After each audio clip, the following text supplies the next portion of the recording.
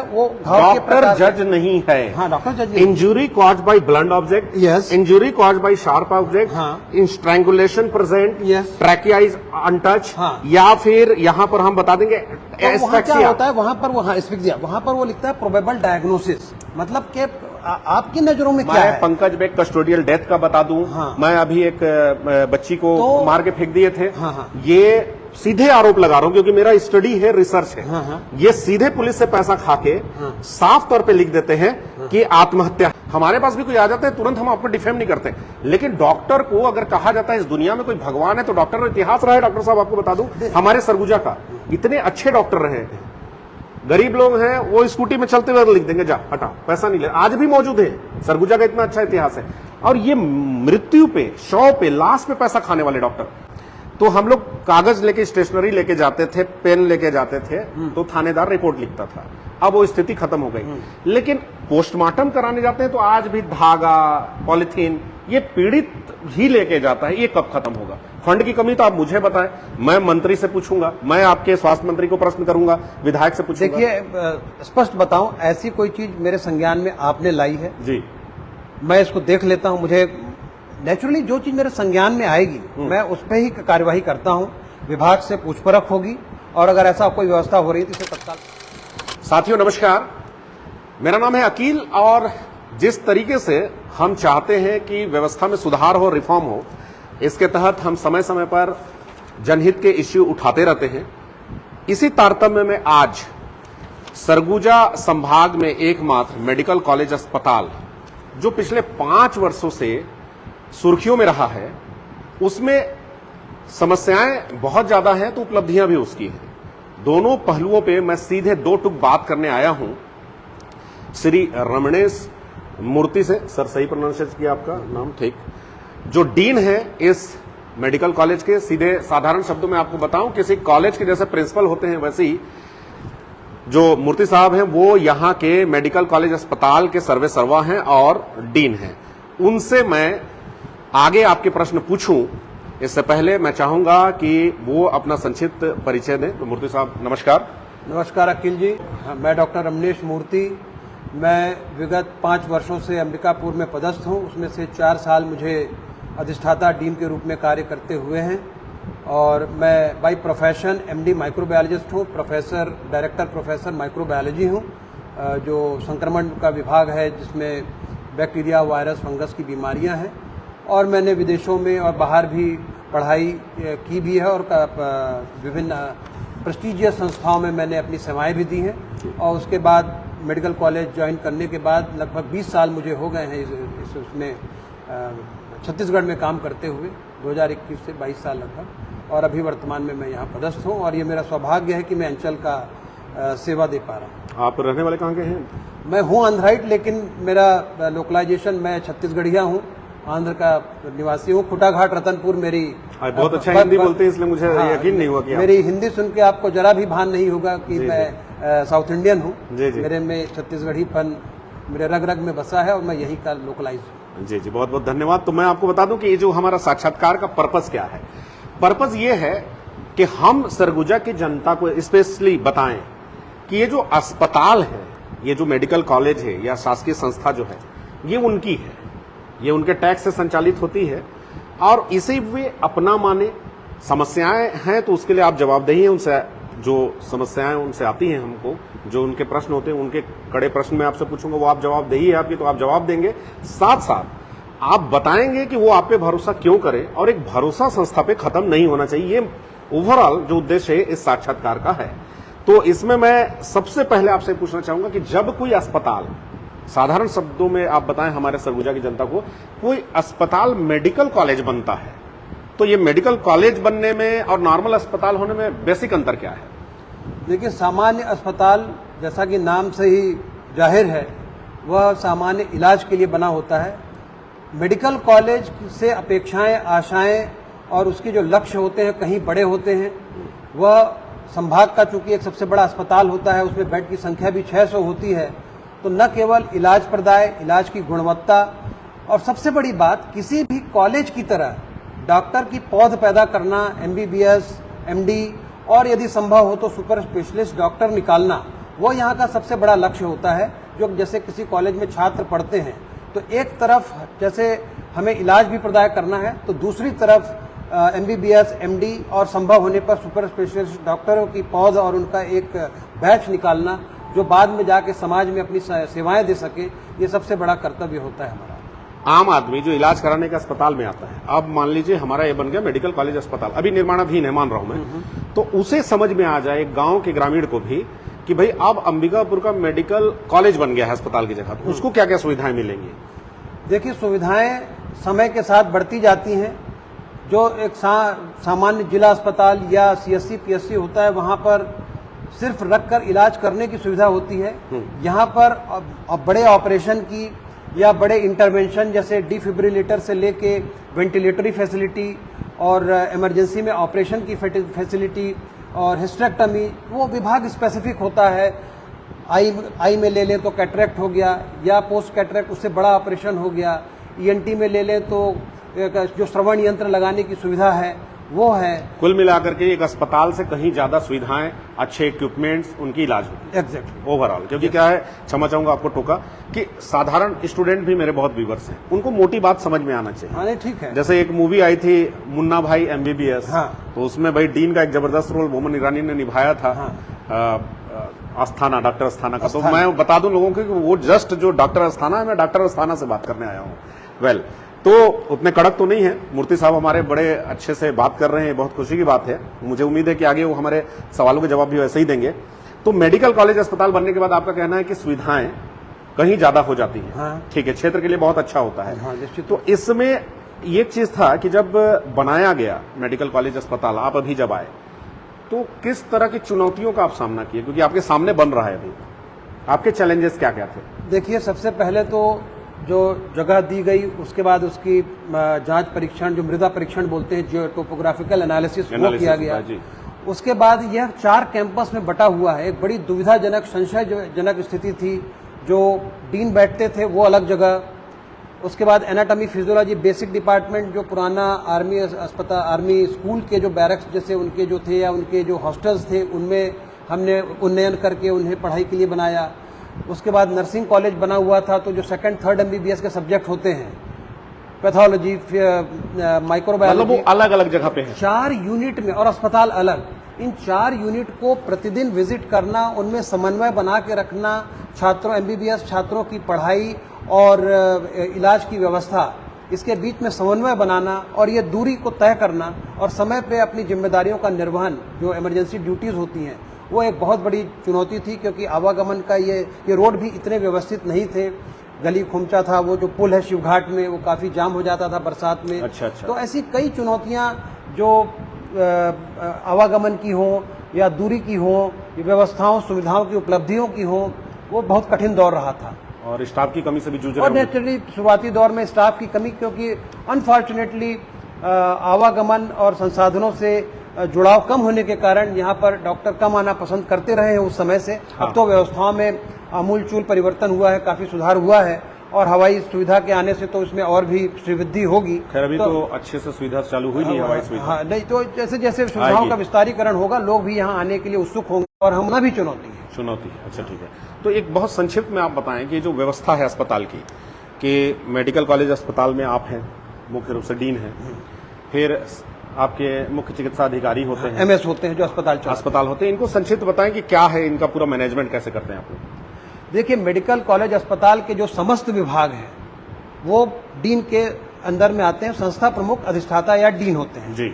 अस्पताल चलाने के लिए जो डीन के बाद जो कमोबेश सीनियर मोस्ट होता है, उसे मेडिकल सुपरिटेंडेंट का पद दिया जाता है। वो अस्पताल का सर्वे सर्वा होता है।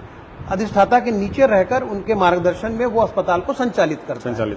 जो हमारे जितने विभाग के विभागाध्यक्ष हैं, जो क्लिनिकल विभाग हैं, जैसे जो कॉलेज होता है उसमें 8 विभाग स्थापित होते हैं, और बाकी 14 विभाग, 13 या 14 जो हमारे 21 या 22 विभाग होते हैं, फिजियोथेरेपी, डेंटल, सबको जोड़ के वो सब के प्रोफेसर, उनके अंदर जितने काम करने वाले कर्मचारी होते हैं, जो पढ़ाई का काम होता है वो कॉलेज में होता है, जो लेक्चर्स होते हैं या डेमोन्स्ट्रेशंस होते हैं, प्रैक्टिकल्स होते हैं, जैसे सामान्य साइंस कॉलेजों में होते हैं।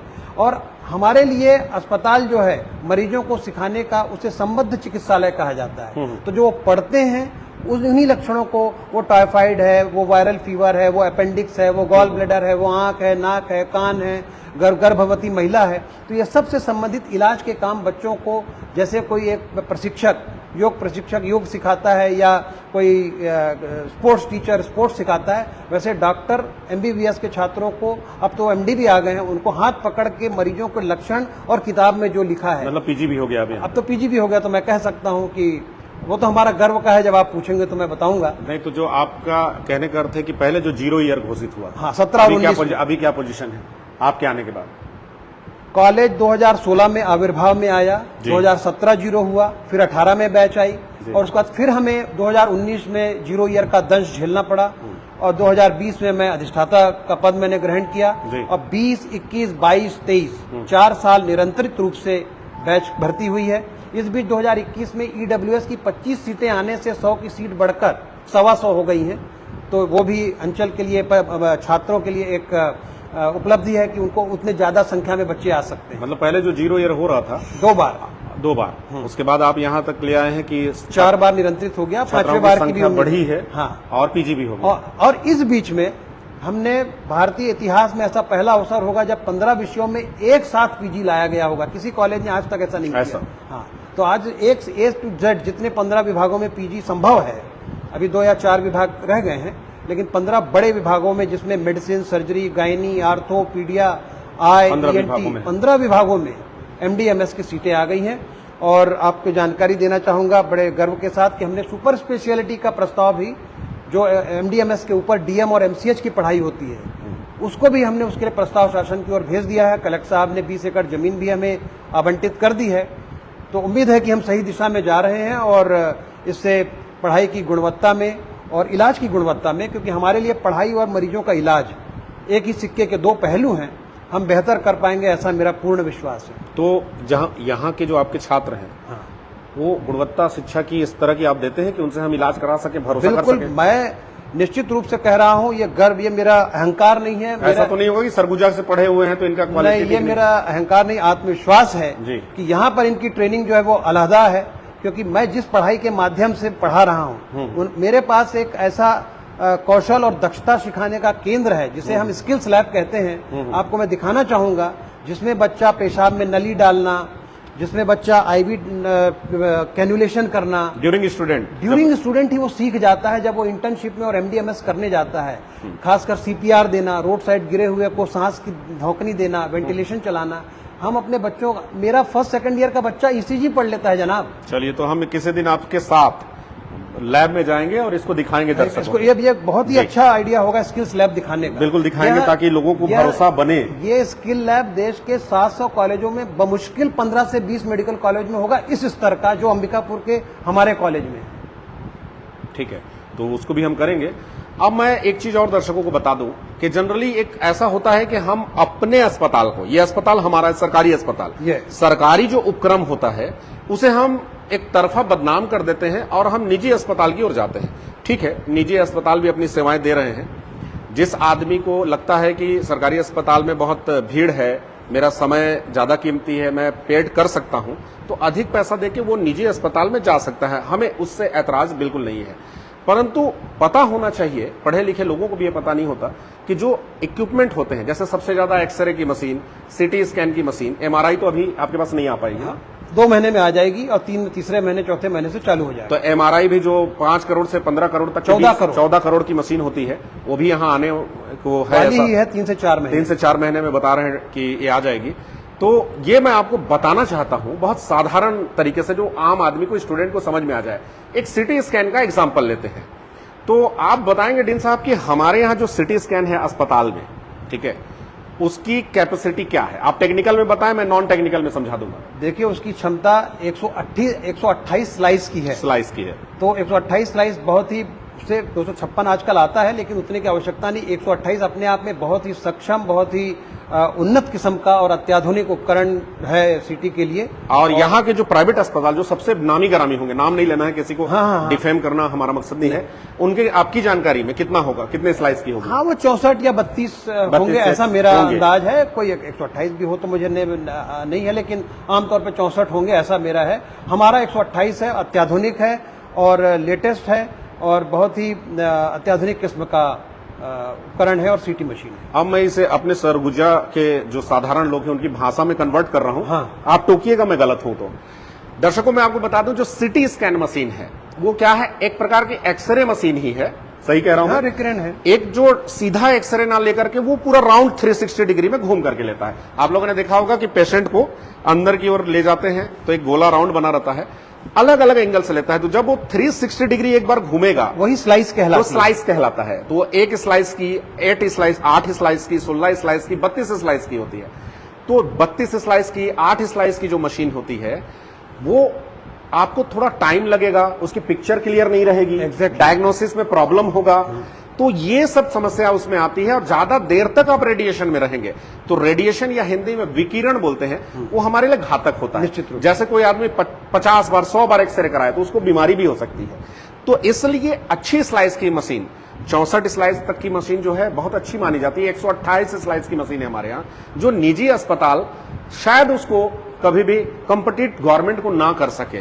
तो उसे छोड़ करके यदि आपसे कोई कहता है कि हो सकता है कि कुछ मिस्टेक हो, लेकिन नहीं है, मुझे यकीन है कि सरकारी अस्पताल में सुविधाएं और जो फैसिलिटी और जो मशीन है, इक्विपमेंट है वो ज्यादा होते हैं। तो 128 स्लाइस की मशीन आपकी जल्दी से सिटी स्कैन हो जाएगी, आपके में रेडिएशन कम आएगा, एग्जैक्टली, और प्रिसिजन आएगा, डायग्नोसिस बिल्कुल क्लियर आएगा, जल्दी डायग्नोसिस होगा। तो ये मैं आपसे कहना चाह रहा हूं कि अपनी संस्था को, यानी सरकारी संस्था, सरकारी अस्पताल हमारी है। अभी अवस्थाओं पे भी मैं आऊंगा, कड़े प्रश्न पूछूंगा, वो अलग मैटर है। लेकिन ये कह देना कि सरकारी अस्पताल गंदा है और निजी अस्पताल बहुत अच्छा है, इससे मैं सहमत नहीं हूं। आप हमें बताएं डॉक्टर साहब कि पब्लिक ट्रस्ट करे आप पे, और आपकी जो मशीन है, सरकारी जो मशीन है, वो बाकी जगह से इक्विपमेंट ज्यादा अच्छे होते हैं। मैं ये चाहता हूं। देखिए, इस बात को लेकर किंचित भी संदेह नहीं होना चाहिए। अधोसंरचनागत जो भी कमियां हो, लेकिन यहाँ पर जो उपकरण है वे स्टेट ऑफ द आर्ट है, विश्व स्तरीय है। मैं एक एक विभाग का उदाहरण बता सकता हूँ, जो मरीज से संबंधित उन्हीं की बताऊंगा। शैक्षणिक गुणवत्ता की मशीनों की तो मैं अलग बात करूंगा।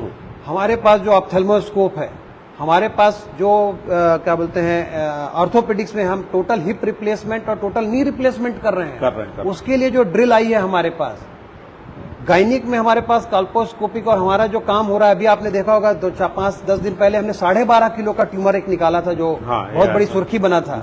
हमारे पास पेन क्लिनिक है। इस प्रकार पीडिया में हमारे पास हमारा जो NICU है, ठीक है, कई बार चर्चाओं में रहा है, लेकिन वहां पर जो वार्मर्स हैं वो सब स्टेट ऑफ द आर्ट है। तो विभिन्न विभागों की और ऑपरेटिव सुविधा जो हमारे पास है, सीमित संसाधनों के बावजूद जो सुविधाएं हैं, सियाम है, ऐसी कई चीजें हैं जो विश्व स्तरीय। हमारा जो बायोप्सी और इम्यूनोहिस्टोकेमिस्ट्री है, हमारे पास जो PCR लैब है, मॉलिक्यूलर में हमारे पास जो लैब है वो किसी के पास नहीं। बिल्कुल मैं सहमत हूं मूर्ति साहब से। अभी जो लोग मेरा टेस्ट जानते हैं कि जिस तरीके से मैं साक्षात्कार करता हूं या जैसे प्रश्न उठाता हूं, उनको शायद अभी डाउट हो रहा होगा कि भाई ये अकील को क्या हो गया है, इस तरीके से ये बड़ा अच्छा सब तरफ बहार है, हरा हरा है, ऐसा दिखा रहे हैं। ऐसा बिल्कुल नहीं है। देखिए, अभी हम प्रश्नों पे भी आएंगे तो उस समय थोड़ा हो सकता है मूर्ति साहब असहज हो जाएं। मैं सिर्फ ये बताना चाहता हूं कि जियो का सिम आता है, फ्री में बांटता है। हम लोग पूरे लोग जियो का सिम ले लेते हैं कि फ्री का है। हम अपने BSNL को, BSNL एक सरकारी उपक्रम है, बाहर से नहीं लगता, भीतर से नहीं लगता, बाथरूम से नहीं लगता, बेडरूम से नहीं लगता, भूल से नहीं लेना, कह के खुद हम जनता अपनी ही उपक्रम का मजाक उड़ाते हैं। और आज आप देखिए जियो के नेटवर्क को आप देख लीजिए कैसा है, आज उसका रिचार्ज आप देख लीजिए कैसा है। तो मैं ये बताना चाहता हूं, सरकारी उपक्रम कभी खराब नहीं होता। ठीक है, बहुत बड़ी संस्था है, व्यवस्था खराब होती है, अलग बात है। सरकारी उपक्रमों से भरोसा हमारा उठना नहीं चाहिए। एक उदाहरण मैं दे दूं, बहुत बदनाम है पुलिस विभाग, लेकिन पुलिस पेट्रोल पंप में आपको जितनी शुद्ध पेट्रोल मिलेगी और क्वांटिटी में कहीं नहीं मिलेगी। मैं हमेशा डीजल और अपना फ्यूल भरवाता हूं। सब कुछ हर आदमी का पहली पसंद पुलिस पेट्रोल। बिल्कुल। तो मैं आज आया हूं आश्वस्त करने, और नेताओं को भी मैं आड़े हाथ खोलूंगा अगली बार कि ये हमारा अंबिकापुर मेडिकल कॉलेज अस्पताल ऐसा होना चाहिए कि मैं स्वयं और अच्छे घर के लोग भी आकर के यहाँ इलाज कराएं और भरोसा कराएं। ये मकसद है। इसलिए जो पॉजिटिव जो चीजें हैं, जो अच्छी चीजें हैं, वो मैं चाहता हूं कि वो भी आपको पता चले। तो आप कभी भी देख लीजिएगा। सिमिलरली मैं आता हूं मुद्दे पे, आप प्राइवेट अस्पताल में जाइएगा, मैं नाम नहीं लूंगा, कई लोग के यहां एक बेसिन टेस्ट होता है, बेसिन, सिंक में हाथ धोते हैं, कि जैसे ब्लड सैंपल ले लिए। अब डॉक्टर आप भी हैं, आप अच्छे से जानते हैं, जैसे मैं कंप्यूटर का एक्सपर्ट हूं, तो मेरे पास आप CPU लाएंगे तो बता दूंगा लगभग 2004 या 2005 का है। और इसको मत बनवाओ, ये मदरबोर्ड मिलेगा नहीं, मिलेगा भी तो फिर खराब हो जाएगा हार्ड डिस्क। तो वैसे एक यंग आदमी जैसे सामने खड़ा है, आप लगभग बता देंगे कि इसका हार्ट नहीं फैला होगा, इसको प्रॉब्लम नहीं होगी, ये तो लगभग पता चल जाता है। बावजूद उसके चंद डॉक्टर क्या करते हैं कि एक कोड रहता है, जैसे प्रैक्टिकल परीक्षा में नंबर देते हैं तो हमने अल्फा लिख दिया, बीटा लिख दिया, कौन सा बच्चा कैसा है, तो वो देख के उसको पता ना चले तो एक कोड लिख देते हैं। अब आपने फला डायग्नोसिस में आप गए, जाने के बाद वो कोड से समझ जाता है कि इसको चेक नहीं करना है, उस ब्लड के सैंपल को फेंक देता है बेसिन में। अब कंप्यूटर में एक स्टैंडर्ड ठीक है, थोड़ा सा खराब है, थोड़ा रेंज है, ऐसा करके एक प्रिंट निकाल के दे देता है। आप जमा कराते हैं वहां 5,000 रुपए, 50% कई बार 60% डॉक्टर का होता है। इस तरीके की चीज सरकारी अस्पताल में या मेडिकल कॉलेज अस्पताल में किसी का फुर्सत नहीं है करने का, जरूरत भी नहीं है। वो चंद डॉक्टर हैं जो लालच में आ जाते हैं। हर जगह पे सिर्फ मुट्ठी भर लोग हैं जो बताते हैं फलां डायग्नोसिस में आप जाइए और आप वहां इलाज करा लीजिएगा। कैमरे पे ऑन कैमरा हम लोगों ने पकड़ा है, स्टिंग ऑपरेशन किया है। पोस्टमार्टम में डेथ सर्टिफिकेट पैसा लेकर के एक डॉक्टर ने इसी मेडिकल कॉलेज अस्पताल में दिया था, फिर उसका 20,000 रुपए हम लोग भीख मांग के लौटाए थे और उसको मैंने तत्काल बर्खास्त कर दिया था और कोर्ट में भी मामला उसका गया था। तो ये यहां पर की समस्याएं, अभी मैं उसमें आता हूं, लेकिन मैं आपसे कहना चाहता हूं, निवेदन करता हूं, प्लीज सरकारी उपक्रम का, सरकारी अस्पताल का, शासकीय संस्थाओं का मजाक और चुटकुला बनाना बंद कीजिए। ये हमारा है, कमी होगी, हम इसे सुधारेंगे, लेकिन हमको इस पे भरोसा रखना है। अगर नहीं है व्यवस्था ठीक तो सुधारेंगे, ऐसे जवाब लेंगे आप नहीं ले सकते, मुझे बताइए, और अच्छे लोग भी हैं, कमी नहीं है। तो इतना बड़ा व्यवस्था भी चल रहा है अस्पताल, तो पूरी तरह ये कह देना कि सारे के सारे डॉक्टर चोर हैं, सारे के सारे कोई काम नहीं करते, ये मैं नहीं मानता, गलत बात है। आज भी गांव से गरीब आदमी आते हैं, ओपीडी में जाते हैं।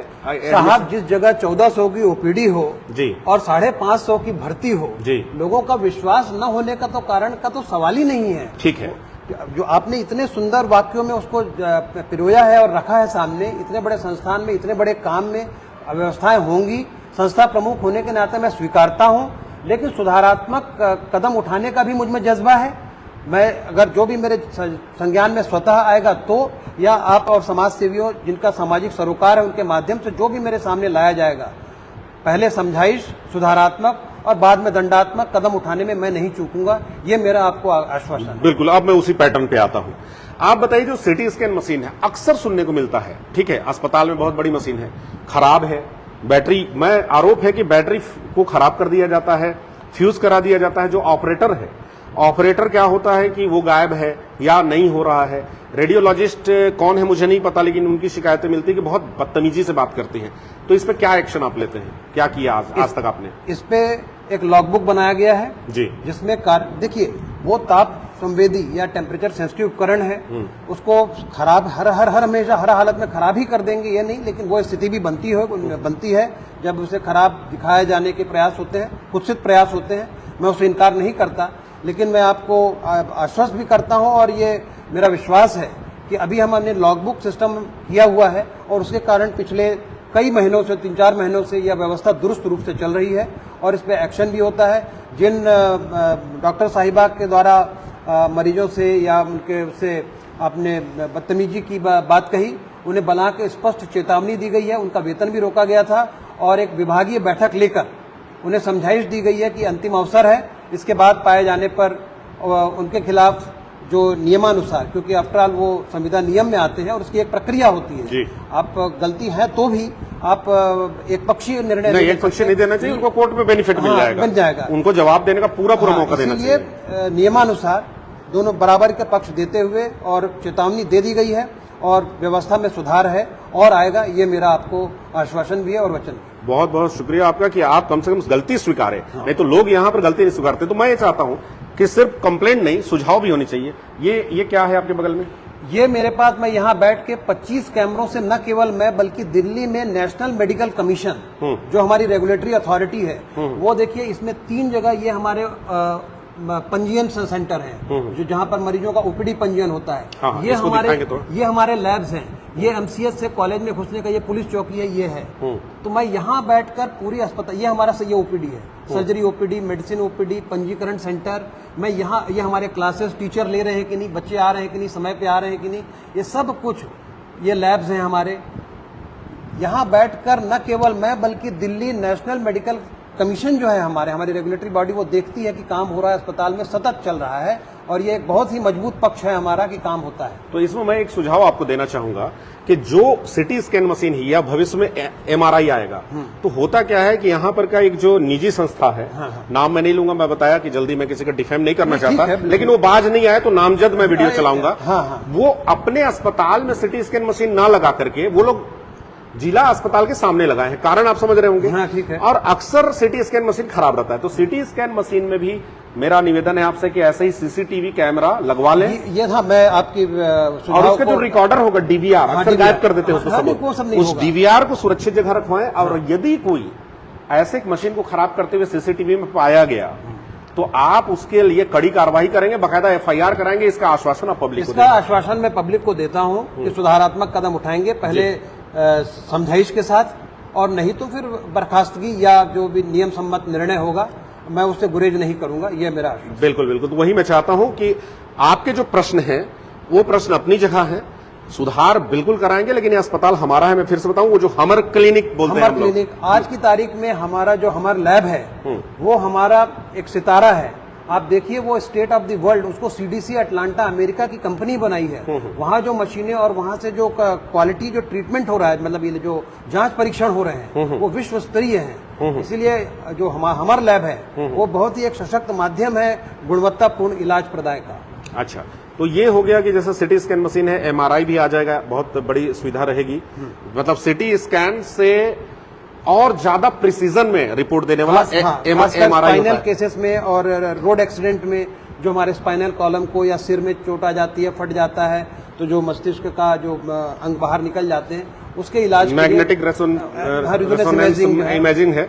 तो वो कितनी कैपेसिटी का आएगा? मतलब जैसे 0.5 से 3T तक रहता है। हाँ, तो ये 3 की आवश्यकता नहीं पड़ती अगर 1, ये चूंकि 3 तो बहुत ज्यादा। हाँ, 3 तो बहुत ज्यादा है, अति उत्तम है, लेकिन 1.5 हमारी जो सामान्य जरूरतें हैं, और अच्छी जरूरतें हैं, सामान्य का मतलब कोई कमतर के रूप में नहीं कह रहा हूँ, जो फ्रीक्वेंट जो जरूरत 1.5T अच्छा माना जाता है। अच्छा माना जाता है। और हमने बहुत अच्छी कंपनी को परचेज ऑर्डर गया है, मतलब छत्तीसगढ़ सरकार से विप्रो जी कंपनी का आ रहा है, वो बहुत ही विश्वस्तरीय नामचीन कंपनी है। कोशिश करिएगा कि अपग्रेडेबल भी हो, वो अपग्रेडेबल हो। और वहीं पर ट्रॉमा सेंटर है, सीटी एमआरआई वहीं होगा, तो एक बहुत ही मतलब उसका प्रयोजन सिद्ध होगा, ऐसा मेरा विश्वास है। तो मैं दर्शकों को बता दूं कि जो एमआरआई है और सिटी स्कैन, कुछ मामलों में सिटी स्कैन, इसको आप ऐसे समझ सकते हैं कि यहां से मैं किसी चीज को 100 मीटर की दूरी से देखूं, वो 100 मीटर की दूरी से सिटी स्कैन देखता है, अब 20 मीटर की दूरी से देखूं वो एमआरआई देखता है। परंतु फिर भी कुछ ऐसे मामले होते हैं जो सिटी स्कैन, जैसे स्पाइनल है, कैल्शियम क्लॉटिंग, आई थिंक, अगर मैं गलत नहीं कर रहा, वो सिटी स्कैन ही लेगा, वो सिटी लेगा। और स्पाइनल और न्यूरोनल केस के लिए एमआरआई है। तो एमआरआई की जो क्षमता है, मोटे तौर पे, बहुत टेक्निकल नहीं जाऊंगा मैं, उसको टेस्ला में नापते हैं। 1.5 टेस्ला, 0.5 टेस्ला, 3 टेस्ला, तो 1.5 टेस्ला का रहेगा। यानी जितना ज्यादा मैग्नेटिक फील्ड पावरफुल होगा उतनी अच्छी इमेजिंग आएगी। एग्जैक्टली। तो डॉक्टर साहब बता रहे हैं, डीन साहब, कि ये बहुत अच्छी क्वालिटी का एमआरआई मशीन भी आने वाला है। तो आप ध्यान रखें, चाहे आप पैसे वाले हो, चाहे आप गरीब आदमी हो, आम आदमी हो, हमारे यहाँ जो हमारी क्लिनिक या हमारा अस्पताल है, हमारा मेडिकल कॉलेज अस्पताल है, यानी जनता का, उसका कंपटीशन कोई नहीं कर सकता, क्योंकि 1400 के ओपीडी का मुकाबला तो कोई सामान्य क्लिनिक कर ही नहीं सकता। 600 की भर्ती, 600 बेड ऑक्यूपेंसी का तो कोई मुकाबला सामान्य जन के हिसाब से तो कोई कर ही नहीं सकता। तो अब जैसे बात करें कि आपके यहाँ एक डॉक्टर का स्टिंग ऑपरेशन हम लोगों ने किया, वो स्पष्ट दिख रहे हैं कहते हुए कि, और एक बार का नहीं, देखिए कोई, अगर मैं बता दूं, डॉक्टर भी जो होंगे गलती करते हैं, कोई बात नहीं, एक आध बार कोई हमारे पास घटना आ जाती है, हम तुरंत डिफेम करने के लिए स्टिंग नहीं चला देते। उनका कई घटनाएं आई, 2-4 स्टिंग आए, हम लोगों ने कराया, वो सीधे कह रहे हैं फलानी जगह चल जाओ, और साइन करके, बिलासपुर के किसी नेता का कोई रिश्तेदार है, वो साइन एडवांस में करके बिलासपुर चले जाते हैं। हमने ऑनलाइन पकड़ा है, बिल्कुल जा करके, मतलब एक इसमें लाइव करके कैमरा हमने रजिस्टर दिखाया है। आपने क्या कार्रवाई की अभी तक? अभी तक मैंने उनको स्पष्टीकरण दिया है, वो एक छुट्टी पे थे, अधिकृत छुट्टी पे थे। बिलासपुर लगातार जाने की, इस पे तो मैं इसलिए नहीं कहता क्योंकि हमको आजकल सारे डॉक्टरों को बायोमेट्रिक कहना होता है, ठीक है, तो वो तो हम उससे निकाल सकते हैं। ठीक है, हो सकता है, काम करके हो सकता है कहीं पर हम जो रजिस्टर देखे हों, हाँ, वो उसमें हो सकता है और बायोमेट्रिक्स ना हो। हाँ, तो इसीलिए उस पर तो मेरी गहरी पकड़ है जी, लेकिन फिर भी आपने संज्ञान में लाया है। जी। मैं बिल्कुल गलती हो रही है तो उसको मानने वाला व्यक्ति हूँ, क्योंकि जो गलती मानता है वही सुधार की दिशा में आगे बढ़ता है, ऐसा मेरा बहुत ही एक सिद्धांत है और विचार है।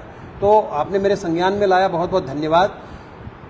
वे अगर ये हुआ है, मैंने उनको चेतावनी तो दी ही है, उसके साथ स्पष्टीकरण भी मांगा है और एक अंतिम अवसर देने, मैंने लिख दिया अपनी चिट्ठी में, ये एक अंतिम अवसर देते हुए, क्योंकि डॉक्टरों की कमी है यहाँ, यह डॉक्टरों की कमी से जूझ रहा है। अगर बर्खास्त कर देना ही उसका एकमात्र इलाज नहीं है, हम एक बार सुधारने का मौका दें। बिल्कुल सही है। जैसे भारतीय समाज में भी दंड संहिता में भी पहले सुधारात्मक भी एक दिया जाता है और उसके बाद उसका बर्खास्तगी या हटाया जाना तो कोई बड़ा काम नहीं है। लेकिन क्या होता है डॉक्टर साहब कि जैसे मान लीजिए मैंने आपको बताया कि सब नहीं है, और मेहनत से कर रहे हैं, मुट्ठी भर लोग ये जो प्राइवेट अस्पताल से या प्राइवेट क्लिनिक से पैसा कमा लेते हैं, अपने बच्चों की शादी बहुत अच्छे से करते हैं, बड़ी जगह पढ़ाते हैं, इसको देखकर जो ईमानदार जो बड़ी संख्या में आपके यहाँ है वो डिमोरलाइज होते हैं। उनको क्या, मैं थोड़ा सा समझिएगा, बहुत फील्ड में हम जुड़े रहते हैं, उनको ये बड़े ढंग से इतराते हुए बताते हैं अरे कुछ नहीं होता, ये तुम्हारा अनपढ़ गंवार लोगों का सरगुजा है। तो वो लोग डिमोरलाइज ना हो, इसके लिए कम से कम ट्रांसफर तो कर सकते हैं। गांव में आपके जितने हेल्थ सेंटर हैं वहां आप देखिएगा कहीं डॉक्टर ही नहीं है। आपके नवापारा में जो अभी पेड़ काटने वाला मामला आया था वो संज्ञान में है आपके? ठीक, वहां पर 80 लोग भरे हुए ठूस करके, जबकि 11 पोस्ट स्वीकृत है। तो ऐसे लोगों को उठा के गांव भी तो भेज सकते हैं आप। हाँ, मतलब वो तो एक व्यवस्था का एक प्रकार है, लेकिन आपके माध्यम से मैं बताना चाहूँ कि वो डायरेक्ट मेरे अंडर में नहीं आता। हाँ ठीक है, वो आपके मातहत जो है उनके अंडर में तो आते हैं। नहीं, वैसा भी नहीं, वो स्वास्थ्य सेवाओं के अंतर्गत, स्वास्थ्य सेवाओं के वो सिविल सर्जन और मैं उनसे सवाल ले लूंगा, सीएमओ और जेडी साहब के अंतर्गत है। हमारा नवापारा से बस इतना जुड़ाव है कि वो हमारे ट्रेनिंग के लिए एक अर्बन हेल्थ ट्रेनिंग सेंटर है, लेकिन वहाँ का व्यवस्था और प्रशासकीय व्यवस्था देखने की जिम्मेदारी जिला वही कि अगर उस स्टिंग हुआ और उसके ऊपर कोई कार्रवाई बिल्कुल ना हो और सिर्फ आप ये बोल दें कि एक मौका देके छोड़ें, हाँ। तो आप क्या समझते हैं कि जस्टिस के दृष्टिकोण से सही है क्या, इंसाफ की नजर से? नहीं, देखिए आपको उसको एक मौका तो देना पड़ेगा। तो मौका का भी कुछ तो सजा होना चाहिए। ये अंतिम मौका देखिए, अब वो वहीं बना रहेगा, वहीं फिर रहेगा। वो मेडिकल कॉलेज का कर्मचारी है, उसको या तो वो नौकरी में रहेगा या उसे जाना होगा। अच्छा, ये मामला मैं उसको स्वास्थ्य सेवाओं में गाँव नहीं भेज सकता, ठीक है, उसका वो पद ही नहीं है वहाँ। तो फिर भी आप उसकी कुछ इंक्रीमेंट रोकेंगे, सैलरी वाले का ऐसा कुछ भी नहीं होता, उसे चेतावनी और उसके बाद सीधा रवानगी। अच्छा, यही है संविदा वालों का? हाँ, संविदा वालों का तो यही है, क्योंकि उसके नियम है संविदा में, यह है कि या तो 1 महीने का नोटिस वो देके चला जाए, या मैं उसको 1 महीने का नोटिस देके या तत्काल वेतन देके। जैसे मैंने, आपको याद होगा पोस्टमार्टम वाले केस में जब पैसे का प्रकरण हुआ था, डॉक्टर को आधे घंटे की नोटिस में चलता कर दिया। ठीक है, तो मेरे अपने तरीके हैं, समझाऊंगा, मुझे विश्वास है सुधरेंगे, और नहीं सुधरेंगे तो सुधार दिए जाएंगे, ये मेरा आपको आश्वासन। जैसे पुलिस वालों में कोई पुलिस वाला अगर डिसिप्लिन में नहीं है, वो लोग लाइन अटैच कर देते हैं कि वहां जा, डिसिप्लिन सीखो, परेड करो। तो आप भी अपने यहाँ कुछ ऐसा बनाइए, वार्ड में लगा दूंगा, ये वाली ड्यूटी में लगा दूंगा। वो डेंटिस्ट है, आप समझ रहे हैं, डेंटल वाले को मेडिकल का काम दिया नहीं जा सकता, उसको काम से दूर कर दूंगा। तो डेंटिस्ट्री से जो एक डेंटिस्ट्री मेडिकल कॉलेज में वैसे भी एक बहुत वृहद आकार में नहीं होता, उसके लिए डेंटल कॉलेज होते हैं। तो जो थोड़े बहुत केसेस भी हैं, स्केलिंग के हैं, डेंटिंग के हैं, या जो भी टूथ रिलेटेड समस्याएं हैं, वो, और ये ऑपरेशन भी करते रहे हैं, इनका नाम है, ऐसी बात नहीं है। तो जनता पे मैं छोड़ता हूं, आप बताएंगे कि एक मौका देने वाली जो बात है इससे आप कितना सहमत है, कमेंट बॉक्स में आप बताएंगे। आगे चलते हैं हम लोग। अभी तक जैसे मामला ये हुआ कि एम्बुलेंस आपके पास 8-10 है, लेकिन ड्राइवर 2-3 ही है, जिसमें बड़ी समस्या होती है। और बहुत, मैं बता रहा हूं, जहां पर मेरा ऑफिस है, कार्यालय, उसके बगल में पत्रकार है, एक महिला पत्रकार है, उसके अपने भाई की जान चली गई। तो एक छोटे एम्बुलेंस के लिए, छोटा काम है वो, उसके लिए भी वीआईपी सोर्स लगाने पड़ते हैं। तो कम से कम ड्राइवर तो आप हायर कर सकते हैं। आप ये मतलब ये थोड़ी सी विचित्र और संशयपूर्ण स्थिति है, ड्राइवर के पद ही स्वीकृत नहीं है वहाँ। तो एडहॉक में ले सकते हैं आप, बहुत सारे हैं। हाँ, तो इसीलिए अभी हमने 4 नए लोगों की नियुक्ति कर दी है। नियुक्ति मतलब वो जीवनदीप से की है, नियुक्ति नहीं है, वो उन्हें काम का दायित्व सौंपा है, और निश्चित रूप से इसमें व्यवस्था सुधरी है। अभी नए कुछ एम्बुलेंस भी आए हैं और मुक्तांजलि के वाहन भी आए हैं, जो नए ड्राइवर हैं। तो आप देखेंगे कि आने वाले कुछ दिनों में इस व्यवस्था में बहुत अमूलचूल सुधार आपको दिखाई देगा। तो वही पब्लिक से भी मैं कुछ क्वेश्चन ले रहा हूँ। हाँ, उसी के तहत में, जैसे आपका मान लीजिए ऑक्सीजन प्लांट फेल है बता रहे हैं आपका? नहीं, हमारे 4 ऑक्सीजन प्लांट में 3 काम कर रहे हैं, और उसके बैकअप के रूप में हम 500 जंबो भी रखे हुए हैं, ताकि व्यवस्था को किसी भी हाल में गिरने न दिया जाए। ऑक्सीजन व्यवस्था की कोई कमी नहीं है। अच्छा, फिर है कि सरकारी जो डॉक्टर हैं, एक तो बताया जा रहा है कि जो सीनियर डॉक्टर हैं, हाँ, वो बैठते नहीं हैं, और जो जूनियर डॉक्टर के भरोसे चल रहा है पूरा। नहीं, वो मैं समझाना चाहूंगा उसको, हमारा डॉक्टर एक ही जगह नहीं बैठा मिलेगा। प्राइवेट अस्पताल का डॉक्टर रोज वहीं बैठेगा, जिला अस्पताल का, सीएससी का, पीएससी का डॉक्टर वहीं बैठा मिलेगा। मेडिकल कॉलेज में यूनिट सिस्टम चलता है, क्योंकि हमारे 3 काम हैं। मैं आपके माध्यम से जनता जनार्दन को बताना चाहूंगा कि मेडिकल कॉलेज का डॉक्टर एक ही जगह बैठा हुआ। एक चीज टोक रहा हूं मैं, आप डीन जरूर हैं, लेकिन मेरे को लगता है कि आप चुनाव भी लड़ सकते हैं। अच्छा कम्युनिकेशन है आपका, हिंदी बहुत अच्छी है, और जनता जनार्दन ऐसे शब्द में काफी इंप्रेस हुआ आपसे। चलिए आप बताएं। तो वो डॉक्टर ओपीडी भी देखेगा। आज सोमवार को अगर ओपीडी में है तो मंगलवार को उसे ऑपरेशन करना है या वार्ड राउंड लेना है जी। उसके अगले दिन उसे एमबीबीएस और एमडी के छात्रों को पढ़ाना है। अच्छा, तो ओपीडी, वार्ड, ओटी, पढ़ाई सामान्य कॉलेज की तरह 8 से 9 सुबह से थ्योरी। आपका भी कॉलेज 8 से 9 लगता होगा। जी, जी। सुबह 8 से 9 थ्योरी, 9 से 10 थ्योरी, 10 से 1 क्लिनिकल पोस्टिंग, फिर 1 से 2 खाने की छुट्टी, 2 से 4 फिर पढ़ाई। तो इस प्रकार एक डॉक्टर का जीवन 3 हिस्सों में बटा होता है। वो मतलब साइकिल है, वो साइकिल है, एक ही जगह नहीं बैठा मिलेगा। एक ही जगह नहीं बैठा मिलेगा, हर जगह ओपीडी में अलग अलग डॉक्टर दिखेंगे। प्रश्न उठते हैं तो जवाब भी आता है, जिससे कि ये समझ में आता है। और कुछ प्रश्न मैं ले लेता हूँ। ये चिकित्सा शिक्षा का स्थापित परंपरा है, इसलिए अगर कोई मरीज ये सोचे कि डॉक्टर XYZ वहीं बैठा मिलेगा तो ऐसा नहीं होगा, उसे रोटेट करना ही होगा। ठीक है। अब जैसे इसमें मान लीजिए एक चीज और है कि हम लोगों ने हमर लैब जो शुरुआत किया था वो तो खैर उनके तहत आएगा, सिविल सर्जन के, तो फिर भी हमर लैब हमारे अंडर में, आपके अंडर में है। अच्छा, तो मुझे ऐसा लगा, तो उसमें जो हम मोबाइल से कोशिश किए थे कि मोबाइल पे उनको रिपोर्ट मिल जाएगा, वो कब तक शुरू हो जाएगा? वो 6 महीने में है। उसमें कुछ तकनीकी त्रुटियां, कुछ व्यवस्थागत कमियां आ रही हैं उस हेतु, क्योंकि उसमें हमको एनएमसी को भी रिपोर्ट करना है, नेशनल मेडिकल कमीशन उनसे जुड़े हुए हैं। तो वहां पर 2 सिस्टम चलाए जा रहे हैं, जिसके कारण दुविधा की स्थिति बनी है। एक LIMS है, जैसे HIMS होता है वैसे LIMS, laboratory medical information system.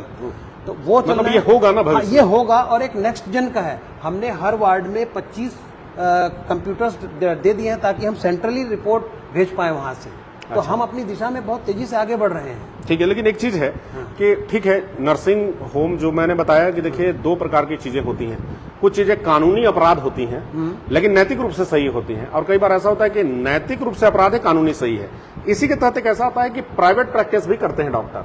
Private practice तक भी ठीक है, शाम को अपना करें, लेकिन ये जो प्राइवेट नर्सिंग होम में बैठे हुए मिलते हैं आपके डॉक्टर, ये बड़ा तकलीफदेह होता है। इस और भी कौन से समय पे? ये वर्किंग आवर पे नहीं, मैंने खुद देखा है, तब मैं कह रहा हूँ। आपके इस आरोपी कहूंगा या इस तथ्यात्मक लेख से या ऑब्जर्वेशन से मैं इत्तेफाक रखता हूँ। बहुत बहुत शुक्रिया जी। लेकिन इस पे कठिन निर्णय लिए गए हैं, और आप देखेंगे कि ओपीडी आवर्स के बाद जो उनका घरेलू समय है उसी में इलाज हेतु उन्हें कहा गया है, क्योंकि अब तो एनएमसी की आवश्यकता बन गई है कि वे आते समय बायोमेट्रिक डालें और जाते समय डालें, और इससे व्यवस्था में निश्चित रूप से बदलाव हुआ है। असर आपको देखने में थोड़ा समय लग सकता है। मैं फिर भी कह दूं, मेरे से लेके बड़ी पीढ़ी, मेडिसिन, सर्जरी, गायनी, आर्थोपीडिया, इनके डॉक्टर प्राइवेट प्रैक्टिस नहीं करते। हमारी स्थिति अन्य शहरों के मुकाबले बेहतरीन है, सुधार की हमेशा गुंजाइश रहती है।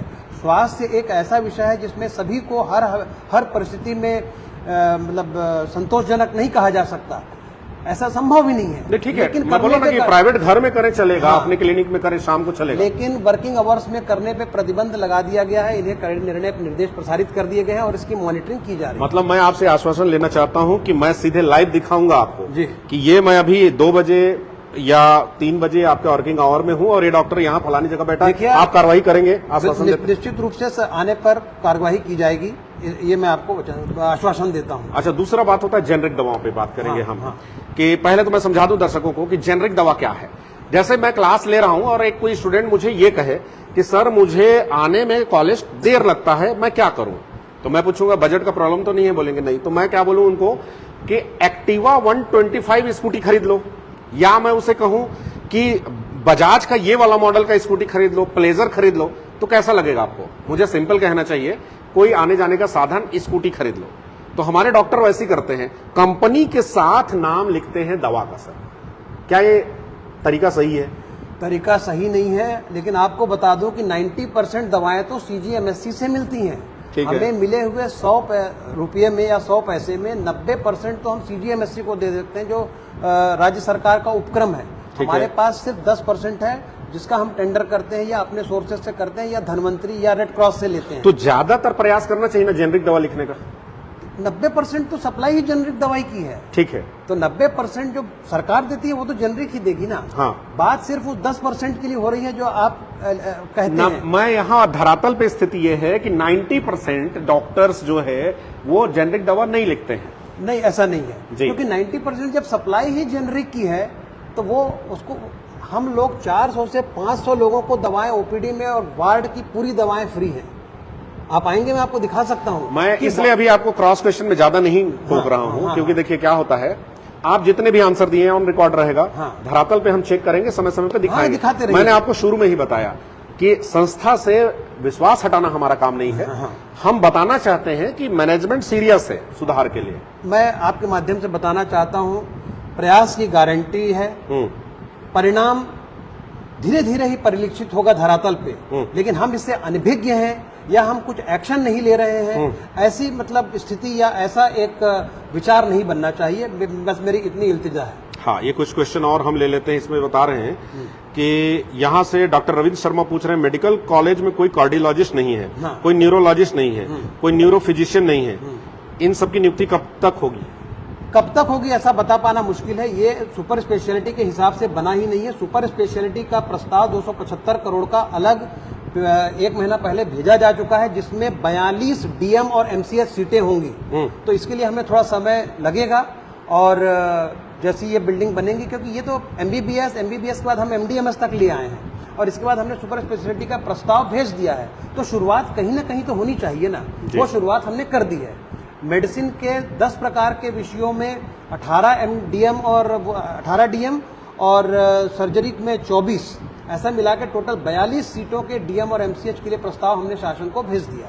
ठीक है। एक पत्रकार हैं रानू राज पांडे, हाँ, कह रहे हैं जब सब अच्छा है तो सबसे ज्यादा मरीज रेफर रायपुर क्यों किए जाते हैं? इतना बड़ा मेडिकल कॉलेज है तो ऐसा क्यों होना चाहिए? इसी से जुड़ा एक प्रश्न और भी मेरे पास आया था। उन्हें वो समझना होगा कि सुपर स्पेशलिटी अभी हम है नहीं, और सुपर स्पेशलिस्ट को रख लेना सामान्य बात नहीं है। उसकी अपेक्षाएं, उसकी सर्विस कंडीशन, उसको कम से कम 5 से 7 लाख रुपए देने पड़ते हैं। हमारे यहाँ एक मैक्सिमम संविदा कर्मचारी की सैलरी मैक्सिमम इस प्रकार के रखे जाने पे 2 लाख रुपए होगी। तो शासन के पास ये निर्णय लंबित है कि एक सुपर स्पेशलिस्ट को कितना सैलरी दिया जाना चाहिए। सुपर स्पेशलिस्ट बनने के लिए गिरी से गिरी हालत में 5 और 1 6 3 9 3 12 और पीएमटी, एमडीएमएस और एमसीएच देने के लिए जो तो तैयारी करके परीक्षा देगा 15 से 16 साल लग जाने हैं गिरी से गिरी हालत में। अच्छा। 17 साल का घुसा हुआ लड़का 35 साल में सुपर स्पेशलिस्ट बन के निकलता है। अब वो अंबिकापुर सरगुजा में आएगा नहीं आएगा, कितनी सैलरी देगी, ये भी एक इश्यू है। सैलरी, आवास, सुविधाएं, वो बहुत बड़ा मुद्दा है। उसको आपको कम से कम 5 से 7 लाख रुपए देने होंगे। नहीं, ठीक है डॉक्टर साहब, एक वन साइडेड फायरिंग हम नहीं करेंगे। तो वो तो शासकीय पॉलिसी का बिल्कुल बिल्कुल। हम एक लिंक बनना चाहते हैं कि ये पब्लिक और हमारे बीच में मतलब एक मैं समन्वय रहे, सेतु रहे। हाँ, सेतु रहे आपस में, कि हम सवाल भी पूछ सकें और आपके जवाब से भी कहीं ना कहीं हम समझें कि ये सब समस्याएं भी आपकी हैं। दिक्कत कहाँ है? तो बहुत अब एकदम लास्ट में मैं आऊंगा कि जब इंसान, कई बार होता है कि जब अंत हो जाता है तो मृत्यु होती है उसकी, तो नेचुरल डेथ ना हो कि कई बार एक्सीडेंट होते हैं, मर्डर हो जाता है, चीजें होती हैं, तो उसके लिए एक विभाग होता है पोस्टमार्टम, कि उसका जो मृत्यु पश्चात जो जांच करते हैं, शव परीक्षण।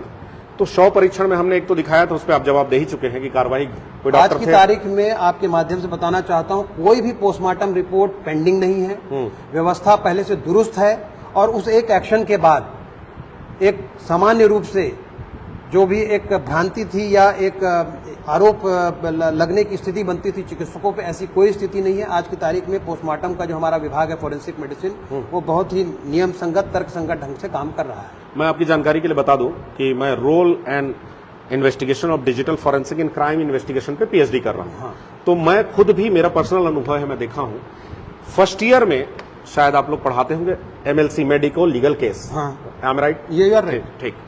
उसमें हम उसको 3rd ईयर में पढ़ाते हैं। वो कभी फर्स्ट ईयर कभी थर्ड, अलग अलग मेडिकल कॉलेज का होगा। हाँ। ठीक है। तो उसमें आप लोग स्पष्ट रूप से ये पढ़ाते होंगे, और जो भी डॉक्टर आपके हों कहीं ना कहीं पढ़े होंगे, तो उन्हें ये बताया जाता है क्या कि जो इंजरी होगी, इंजरी का नेचर लिखना होगा उन्हें? बिल्कुल लिखना होगा। उन्हें डेथ का नेचर लिखना होगा। क्या वो जज हैं कि लिख देंगे कि आत्महत्या किया है? ये लिख सकता है डॉक्टर कि ये आत्महत्या किया है? हाँ, लिख सकता है। लिख सकता है। किस आधार पे? वो उसके अपने वैज्ञानिक आधार वो लिख सकता है कि तलवार से मारा गया है? नहीं, वो ब्लंट इंजरी वो किस वेपन कैसा रहा होगा? Exactly that I am saying that. Yes, आपको yes, मैं वही बताना चाह रहा हूँ, क्योंकि आप एक्सपर्ट है, विद्वान है अपने फील्ड के, मैं वो क्रॉस नहीं करना चाहता। वो शार्प ऑब्जेक्ट होगा, Yes. वो किसी भी स्वरूप का हो सकता है, that is I am saying. लेकिन वो चाकू से लगा है कि बड़े तलवार से लगा है, वो घाव के डॉक्टर प्रकार जज नहीं है। हाँ, डॉक्टर जज नहीं। Injury caused by blunt object, Yes. Injury caused by sharp object, हाँ। Strangulation present, Yes. Trachea is untouch, हाँ। या फिर यहाँ पर हम बता देंगे तो वहाँ क्या एस्फेक्सिया। होता है, वहाँ पर वहाँ पर वो लिखता है प्रोबेबल डायग्नोसिस, मतलब कि आपकी नजरों में क्या मैं है? पंकज बेग कस्टोडियल डेथ का बता दूं। हाँ। मैं अभी एक बच्ची को तो- मार के फेंक दिए थे। हाँ, हाँ। ये सीधे आरोप लगा रहा हूं क्योंकि मेरा स्टडी है, रिसर्च है। हाँ, हाँ। ये सीधे पुलिस से पैसा खा के साफ तौर पे लिख देते हैं कि आत्महत्या है, प्रतीत होता है। तो मुझे बताइए, डॉक्टर हमारे ऊपर प्रश्न उठाते हैं पुलिस वाले, आप कैसे कह सकते हो? मैं आम नागरिक हूं, मैं कह सकता हूं मुझे हत्या प्रतीत होता है, ये बिल्कुल हत्या है। लेकिन एक डॉक्टर, सरकारी मुलाजिम नहीं लिख सकता कि ये आत्महत्या है। वो लिख सकते हैं बहुत ज्यादा अगर केस में एस्फेक्सिया प्रेजेंट है, उसके सिम्टम्स दिख रहा है, सो मे बी हाँ, मे बी Yes. ये प्रतीत होता है। हाँ। लेकिन ये डॉक्टर कैसे लिखेगा? मैं गलत तो नहीं हूं? शार्प ऑब्जेक्ट लिखेंगे, ब्लंट ऑब्जेक्ट लिखेंगे, हाँ। फिर उसके आधार पे वहां पर धारा लाएंगे। लेकिन आपको क्या प्रतीत होता है वो आपको देना पड़ता है। लेकिन वो क्रॉस होगा, जब क्रॉस एग्जामिनेशन होगा और जज साहब के सामने जब प्रस्तुत होगा, तब वो वेरीफाई होगा। ये जज का काम है डिसाइड करना हाँ, हाँ, कि वो कैसा है। आप नहीं। एस्फेक्सिया लिखेंगे। हाँ, एस्फेक्सिया अगर लिखेंगे। स्ट्रैंगुलेशन है, गला दबाया है, हाँ। ब्लीडिंग हो जाएगी नाक से, वो तो नोट्स में आ ही जाएगा। आ ही जाएगा। लिगेचर मार्क था कि नहीं था, हाँ, तो वो सब आएंगे। तो आपको लिखना चाहिए स्पष्ट रूप से लिगेचर मार्क तो है। उसके आधार पे यह उसका मसला लगता है नहीं लगता है। अब that will be decided by honourable जज। हाँ। तो आप यहां से बताएं अपने डॉक्टर को, मैं डॉक्टर्स को भी कह दूं कि मैं आपको डिमोरलाइज नहीं करना चाहता। हमारे पास भी कोई आ जाता है, तुरंत हम आपको डिफेम नहीं करते। लेकिन डॉक्टर को अगर कहा जाता है इस दुनिया में कोई भगवान है, तो डॉक्टर का इतिहास रहा है। डॉक्टर साहब आपको बता दूं, हमारे सरगुजा का इतने अच्छे डॉक्टर रहे, मैं अभी नाम नहीं लेना चाहूंगा, रिटायर हो गए आपके यहां से ही, स्कूटी में दवा लिख देते हैं किसी को भी, फीस तो छोड़ दीजिए। हम लोग जैसे, ये नहीं कि मैं, मान लीजिए आप शायद थोड़ा स्पेशल ट्रीट करें, पुरानी पीढ़ी तो बहुत ऐसे लोग हैं कि फोन कर दिए कि सर ऐसा प्रॉब्लम है, तो किसी मेडिकल कॉलेज, मेडिकल अस्पताल में नहीं, सॉरी हॉस्पिटल में नहीं हो तो वहां चल जाओ, दुकान में चले जाओ, उससे बात करा देते हैं। गरीब लोग हैं, वो स्कूटी में चलते हुए लिख देंगे, जा हटाओ, पैसा नहीं ले। आज भी मौजूद है, सरगुजा का इतना अच्छा इतिहास है। और ये मृत्यु पे, शव पे, लाश पे पैसा खाने वाले डॉक्टर, स्टिंग में हम लोगों ने दिखाया था आपको।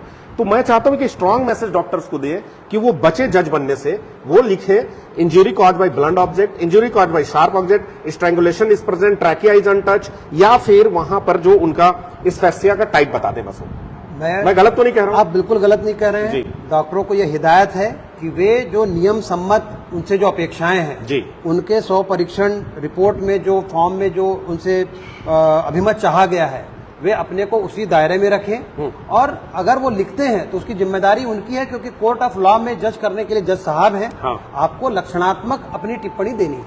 अच्छा, एक चीज अंतिम प्रश्न, इसी पोस्टमार्टम, चूंकि मृत्यु अंत होता है तो मेरा प्रश्न भी मृत्यु के बाद वाला है। लेकिन मैं, आपने ये कहा कि गलती, पैसा लेना, इसकी बात, मैं कम से कम मेरे संज्ञान में तो अभी नहीं बंद आया हुआ होगा। हाँ। उस निर्णय के बाद कम से ठीक है, कम अभी नहीं आया, मैं भी स्वीकार कर रहा हूँ, अभी नहीं आया है उस केस के बाद। वो 1.5 साल से मैं कह सकता हूँ। तो एक चीज और बताएं, पहले हम लोग थाने में जाते थे तो पेपर लेके जाना पड़ता था, कागज। हाँ, क्योंकि देखिए, व्यवहार आपके कुछ लोगों का, चंद लोगों का, थाने से कम नहीं है। हाँ। इसलिए मैं ऐसे कह रहा हूं, क्षमा कीजिएगा। तो हम लोग कागज लेके, स्टेशनरी लेके जाते थे, पेन लेके जाते थे, तो थानेदार रिपोर्ट लिखता था। अब वो स्थिति खत्म हो गई। लेकिन पोस्टमार्टम कराने जाते हैं तो आज भी धागा, पॉलिथीन, ये पीड़ित ही लेके जाता है। ये कब खत्म होगा? फंड की कमी तो आप मुझे बताएं, मैं मंत्री से पूछूंगा, मैं आपके स्वास्थ्य मंत्री को प्रश्न करूंगा, विधायक से पूछूंगा। देखिए, स्पष्ट बताऊं, ऐसी कोई चीज मेरे संज्ञान में आपने लाई है जी, मैं इसको देख लेता हूं। मुझे नेचुरली जो चीज मेरे संज्ञान में आएगी मैं उस पर ही कार्यवाही करता हूं। विभाग से पूछपरख होगी और अगर ऐसा कोई व्यवस्था हो रही है तो इसे तत्काल बंद कराया जाएगा। और आप जो एक प्रश्न था कि एक यूजर ने लिखा है कि भाई मैंने यहाँ इलाज कराया और एक प्राइवेट अस्पताल में भर्ती करा दिया गया, मौत हो गई वहां पे, इस तरह के जो केस आते हैं उसको कैसे डील करें फिर? देखिए, प्राइवेट में भेजने का तो कोई रेफरल का तो हमारे पास है नहीं, लेकिन जो आदमी स्वेच्छा से लामा होते हैं, लेफ्ट अगेंस्ट मेडिकल एडवाइस, वो चाहे अधैर्य हो के, व्यवस्था से प्रभावित हो के, कारण जो भी हो, या यहाँ पर अब वेटिंग तो रहती है। सीवियर विक्टिम है तो आप सजेस्ट करेंगे कि वो जाके FIR करें? नेचुरली मैं तो कहूंगा, आपको लगता है कि आपके साथ गलत हुआ है, आप स्वतंत्र हैं FIR कराने के लिए। बहुत बहुत शुक्रिया आपका। यही हम चाहते थे। कहीं से भी हमारा मकसद ये नहीं है कि हम अपने अस्पताल को, अपने मेडिकल कॉलेज अस्पताल को डिमोरलाइज करें, और ये भी नहीं है कि जिम्मेदार है डॉक्टर साहब तो उन्हें हम कड़े प्रश्नों से छूट दे दें। यही हमारा मकसद था। बहुत ही अच्छी कम्युनिकेशन स्किल है। जहां गलतियां थी उन्होंने गलतियां भी मानी, उनके अपने चैलेंजेस हैं, अपनी चुनौतियां हैं, उसको देखते हुए पॉलिटिशियन के कॉन्सिक्वेंसेस अलग होते हैं, पत्रकारों के अलग होते हैं, कई प्रेशर भी झेलते हैं। और निश्चित तौर पे अगली बार हम डॉक्टर साहब के साथ जाएंगे, डीन साहब के साथ जाएंगे, स्टूडेंट्स कैसे हैं, कैसे पढ़ते हैं, इन सबको भी आपके सामने लाएंगे। कैसा लग रहा है हमारा ये प्रयास? अगला नेक्स्ट जो इंटरव्यू ऐसे ही किसी आपसे जुड़े हुए सक्षम अधिकारी या नेता से होगा। आप अपना सहयोग बनाए रखें और जम के शेयर करें। इसे इसलिए करें कि गांव गांव तक पहुंचे, समझे लोग कि अपने अस्पताल पे, अपने सरकारी अस्पताल पे आप भरोसा रखें। उसकी कंपटीशन में, उसका मुकाबला कोई भी निजी अस्पताल नहीं कर सकता। साथ ही साथ निजी अस्पताल को डिस्करेज करने का मेरा कोई भी मकसद नहीं है। वो कंपटीशन करें, अच्छी सुविधा दें, लोग वहां भी जाएं। परंतु हां, चंद लोग ऐसे हैं जो निजी अस्पताल के डॉक्टर को कमीशन देके, रिश्वत देकर के, ऑपरेटर को पैसा देकर के मशीन खराब करवाते हैं। उन्हें मैं चेता देना चाहता हूं कि आपके विरुद्ध में अभी हम स्टिंग ऑपरेशन करेंगे और बकायदा नामजद मैं डिफेम करूंगा। आपको जो ठीक लगता है आप कर लेना, कोर्ट केस करना, उसका जवाब हम देंगे। हमारे साथ जनता है और जनता की ताकत है। तो मैं अंत में बहुत बहुत शुक्रिया अदा करना चाहूंगा। डॉक्टर साहब, बहुत अच्छा लगा आपसे मिलकर, और मुझे उम्मीद है कि इसी जज्बे के साथ आप इतनी दूर से आकर हमारे सरगुजा वासियों को सेवा देंगे, और कभी भी आप पे कोई कंप्लेन आएगा तो आप उस पर कार्रवाई करेंगे। जरूर करेंगे। अकील जी, आपका बहुत बहुत धन्यवाद कि आपने यहाँ की व्यवस्थाओं को जानने का प्रयास किया, कुछ हमारे संज्ञान में लाया। और अभी यहाँ पर पढ़ाई का अभी कई चीज़ें हैं जो मैं आपको बता नहीं पाया, वो अवसर नहीं आया। जैसे हम यहाँ ड्रोन की व्यवस्था लेके आ रहे हैं। अच्छा, ये क्या है? ये आपात स्थिति में, रोड जाम की स्थिति में, हड़ताल की स्थिति में अगर कोई सैंपल को करना हो तो देश के 25 कॉलेजों में 700 में से हम एक हैं। राज्य में कोई कॉलेज नहीं है जिसे मोदी जी ने या भारत सरकार ने ये चुना है। उदयपुर से हमारा चल रहा है, हमने 4 वेंडर तय कर लिए हैं। आपात स्थिति में अगर ये होगा तो हम दूरस्थ अंचलों में सैंपल या दवाई भेजने का, स्नेक का बाइट का या हार्ट अटैक की दवाई भेजना है तो यहाँ से उदयपुर जो 40 किलोमीटर है वो 20 मिनट में ड्रोन पहुंच जाएगा। बहुत इसका सफल ट्रायल हो गया है। जैसे वैन आपका जगह जगह खड़ा रहता है, वो जबरदस्त योजना है। ये 25 कॉलेज में एक हैं हम। हमारा स्किल्स लैब देखते बनता है। मरीज पे कुछ भी प्रयोग करने के पहले वो यहाँ पर विश्व स्तर के उपकरणों पे उनका अभ्यास करके, दक्षता कौशल करके वो मरीज पे जाएंगे। यह भी हम 15 या 20 कॉलेज हैं देश के पास जिसके पास इस स्तर का स्किल्स लैब है। तो यहाँ सब कुछ खराब नहीं है। बिल्कुल बिल्कुल तो सही है, मैं मानता ये हूं। मानना होगा। बिल्कुल बिल्कुल, हम भी मानते हैं। हमारे बच्चे MD-MS खोल लेना मेरे व्यक्तिगत आत्मसंतोष की बात है, क्योंकि जहाँ MD-MS आते हैं वहाँ पर शिक्षा का स्तर और इलाज का स्तर बढ़ता है। हमारे बच्चे यूनिवर्सिटी में टॉप कर रहे हैं। जो 10, 12, 15 मेडिकल कॉलेज हैं अपने स्टेट के, उसके टॉपर हमारे बच्चे होते हैं। आज की तारीख में उल्टी गंगा बह रही है। नीट में, अंबिकापुर में सिलेक्शन के लिए लोगों में भीड़ और मतलब आपस में कंपटीशन होता है, दौड़ लगी रहती है। तो यह विश्वास है जो कमतर चीजें हैं संज्ञान में लाए जाने पर निश्चित रूप से निवारणात्मक या सुधारात्मक कदम उठाए जाएंगे। ये मेरा आपको आश्वासन है, विश्वास है। मैं आपसे निवेदन भी करूंगा कि सिर्फ बर्खास्त कर देना, निकाल देना, नेगेटिव सजा के बजाय, आपकी कम्युनिकेशन इसके लिए इतनी अच्छी है तो मोटिवेशनल स्पीच भी इनको बैठा के आपको देना चाहिए। जरूर ये होगा। बताएं कि देखिए, गरीब आदमी आता है, वो डरा हुआ रहता है। हाँ। उसके आपसे उम्मीद रहती है। पीड़ित मानवता की सेवा के लिए ही आप आए हैं। हाँ। उसे और परेशान मत करें। बिल्कुल। तो ऐसा ये कम्युनिकेशन जो हमारे बीच बना, उम्मीद है जनता को पसंद आया होगा। हमारे अगले वीडियो के लिए आप इंतजार करें, और मैं पुनः बहुत बहुत धन्यवाद देता हूं डॉक्टर साहब का। बहुत बहुत नमस्कार। धन्यवाद।